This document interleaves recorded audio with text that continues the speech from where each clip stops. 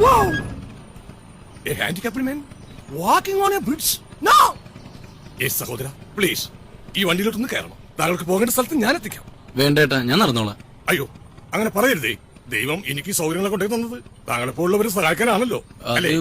Please കയറൂ. വേണ്ടായിരുന്നു. ദൈവമേ, ഞാൻ കൃതാർത്ഥനായി.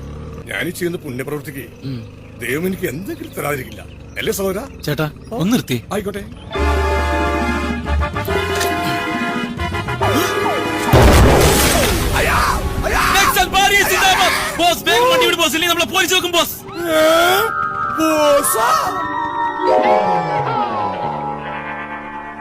അങ്ങനെ ഞാൻ നെക്സ്റ്റ് ലൈറ്റ് ആയി.